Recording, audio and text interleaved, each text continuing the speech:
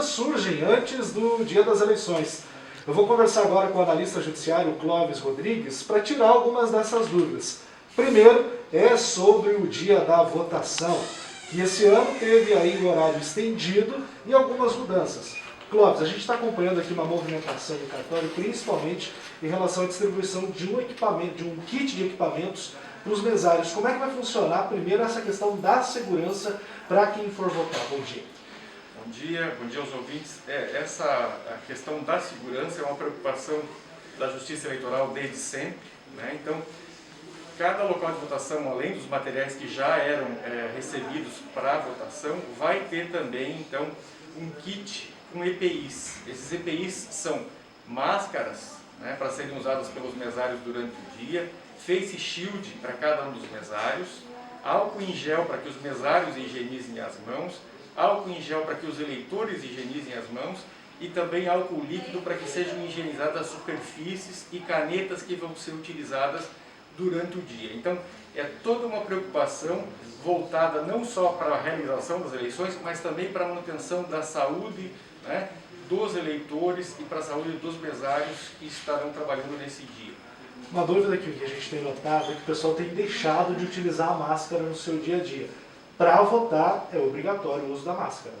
Exatamente. Para votar, o uso da máscara é obrigatório. Sem máscara, o eleitor não pode adentrar a sessão eleitoral. Os presidentes estão orientados e a Polícia Militar está dando prontidão nesse dia para fazer retirar as pessoas que tentarem adentrar, né, na sessão eleitoral sem máscara. E além disso, nós temos a orientação, a informação por parte da Polícia Militar que quem estiver sem máscara pode ser autuado também em flagrante em relação à questão sanitária. Então, vale mais uma vez dizer para o eleitor que vai votar nesse dia, não só cuidar pela parte eleitoral, mas também pela parte sanitária. Afinal de contas, nós estamos tratando da saúde de todas as pessoas, né? Não só do eleitor, não só do mesário, mas das pessoas como um todo.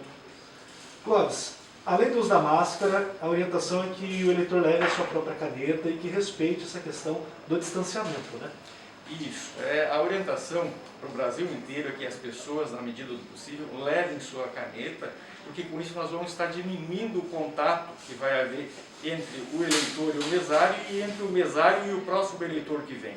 Então, se o eleitor levar a sua caneta, nós vamos ter um ponto de contato a menos, né? É claro que aquele eleitor que não levar, nós vamos ter lá também a caneta cedida pela Justiça Eleitoral, que vai ser higienizada entre cada eleitor, mas é necessário, é preciso que o máximo de cuidado seja tomado. E a questão da caneta é algo excelente que as pessoas possam levar, então, para a sessão eleitoral.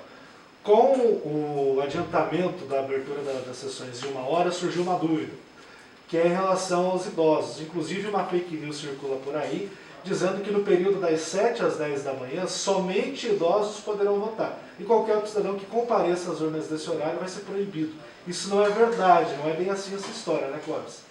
Isso não é verdade. O que há das 7 às 10 da manhã é uma preferência do eleitor que tenha 60 anos ou mais para votar. Então, se nós tivermos lá na fila 5 eleitores idosos, né, e 2 pessoas fora dessa faixa etária, esses 5 idosos vão votar, né, e aí depois essas 2 pessoas que ficam fora, como eu disse, então, dessa faixa etária, vão poder sim votar. O que há é uma preferência para tentar resguardar essas pessoas que são exatamente o grupo de risco, né? É aquilo que nós falávamos, nós precisamos realizar a eleição, mas nós precisamos realizar a eleição com segurança para todos. Importante destacar isso porque algumas pessoas têm de trabalhar nesse horário ou após esse horário e já estavam com essa dúvida. Então, pode votar sim, mas a preferência é que os idosos estejam primeiro e o grupo de risco. Exatamente. Inclusive, fica para essas pessoas que vão trabalhar, né, a orientação de que, primeiro, que elas tenham paciência, porque um dia todos nós, se tivermos sorte, vamos ficar velhos, vamos ser idosos, né? Então, as pessoas com mais idade vão ficando mais devagar. Então, aquelas pessoas que vão estar na fila, que tenham paciência com os idosos, porque um dia também nós vamos precisar da paciência dos que são mais novos. E o segundo ponto, Guilherme, que é extremamente importante a gente ressaltar, é que mesmo aquelas pessoas que vão trabalhar, durante o dia, elas têm esses minutos de dispensa para vir votar. Tá? Então, isso é garantido pela legislação para o trabalhador que está atuando nesse dia. Se você está atuando nesse dia, você não necessariamente precisa ir votar exatamente antes de você começar a trabalhar. Você pode também lá dar uma saidinha e vir votar. Isso é garantido pela legislação para todo eleitor que estiver trabalhando nesse dia. Tá certo. Agora há uma dúvida, porque a gente sempre tem aí algumas modificações em relação às sessões eleitorais. Aqui na 43ª Zona Eleitoral, teve mudanças esse ano? Nós tivemos duas mudanças, né, tão somente no município de Xanxerê, então Faxinal e Bom Jesus nós não tivemos mudança, que foi a sessão do Pesqueiro de Cima, que agora então está no Pesqueiro do Meio, ou seja, que é conhecido popularmente aí como Igrejinha Amarela, né, e o Aterro Alto, né, que veio de lá para o Farrapo. Né. São duas sessões que nós tínhamos poucos eleitores e nós tínhamos muita dificuldade para convocar mesários. Então, em razão disso, essas sessões foram transferidas para esses locais.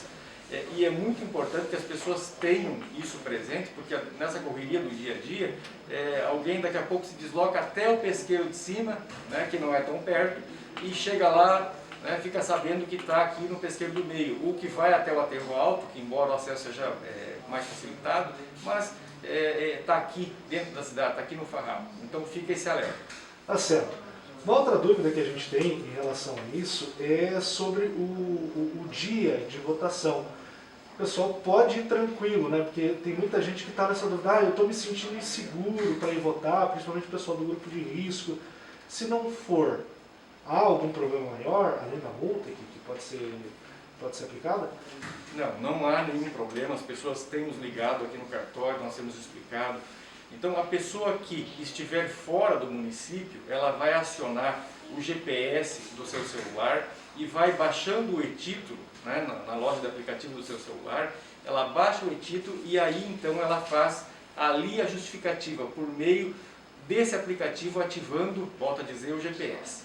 A pessoa que não conseguiu justificar no dia, ou porque estava dentro do município ou porque esqueceu, ela tem ainda 60 dias para justificar, seja pelo e-título, por esse aplicativo que nós estamos falando, ou pelo site do TRE. Tá? Então ela vai ali, faz sua justificativa, anexa um documento, né? Essa é a diferença entre justificar no dia ou justificar depois.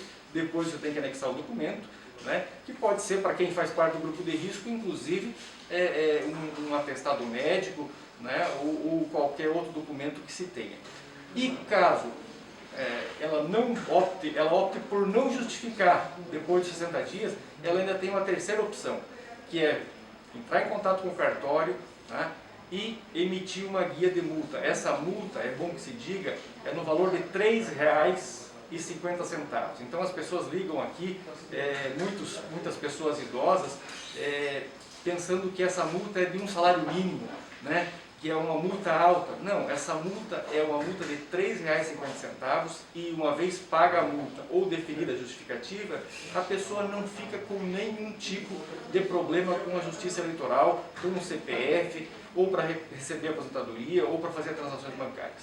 Né? Então, essas são as três opções. Né? O e-título no dia, se estiver fora, né? O e-título ou o site da Justiça Eleitoral nos 60 dias posteriores, ou ainda a possibilidade de recolher o valor da multa, que é de R$ 3,50. Mas ainda falando sobre o dia da votação, a gente teve até a última quinta-feira passado o prazo para emitir a segunda via. Algumas pessoas não fizeram. Existe alguma outra forma de votar sem o título impresso? Existe. Na verdade, o título impresso hoje, ele está servindo muito mais para a pessoa se orientar, para ela saber qual é a sessão em que ela vota, do que para que ela propriamente possa votar. Então, se ela comparecer ao local de votação com um documento oficial com foto, é o que basta para ela votar. Ela não precisa do título, porque o título nós vamos ter lá, né, na própria sessão eleitoral, a foto dela, nós vamos ter lá todos os dados dessa pessoa e ela vai poder sim votar desde que ela apresente um documento oficial de identificação com foto. Lembrando, inclusive, Guilherme, que nós tivemos já na última eleição várias pessoas que utilizaram do e-título. Tá? O e-título de lá para cá sofreu uma atualização e essa atualização para muitas pessoas retirou a foto. Tá? Então, quando o e-título não tiver a foto, ele não vai servir como documento de identificação. Isso é muito importante. Então as pessoas que têm o e-título, mas que não têm a foto, precisam tentar fazer uma atualização do e-título, e caso elas não consigam fazer essa atualização, que não apareça a foto, então elas levem o documento de identificação, né, com foto, e elas vão poder sim votar mesmo sem um título eleitoral. Certo. Clóvis, existe uma expectativa para que nós já tenhamos algum resultado após o fechamento das urnas? Em termos de horário, que é a grande expectativa também? Olha, nós costumamos organizar aqui toda a estrutura para que essas mídias comecem a chegar o mais cedo possível, né? Entretanto, nós temos aí uma série de percalços. Por exemplo, se nós tivermos fila em uma determinada sessão, ou se tivermos algum problema com o encerramento da urna, isso tudo vai impactar no resultado final, né? Mas nós esperamos aqui, como foi nas últimas eleições, que mais ou menos dentro de uma hora, mais ou menos, a gente tenha já, né, o resultado da eleição já divulgado. E aí cabe inclusive, Guilherme, a gente ressaltar, vendo toda a questão que está ocorrendo nos Estados Unidos, que nós brasileiros precisamos perder o nosso complexo, que é dito pela mídia em geral e pelos estudiosos do caso, perder o nosso complexo de vira-lata. Tá? O nosso sistema eleitoral é excelente, o nosso sistema eleitoral é ótimo, é isento de dúvidas, é rápido, né? Veja só o que está acontecendo hoje nos Estados Unidos, né? São dias e dias e dias, tá? E o resultado oficial só vai ser divulgado muito tempo ainda depois dessa data que nós estamos vivenciando hoje. Enquanto que na Justiça Eleitoral, que nós falamos, é questão de horas, né, para isso. Então, fica aqui essa ressalva para que as pessoas, né, avaliem essa questão e vejam o quanto o nosso sistema é muito mais avançado do que o de outros países. Muito bem lembrado. E também ressaltar a importância do trabalho do cartório, de todo o sistema da Justiça Eleitoral.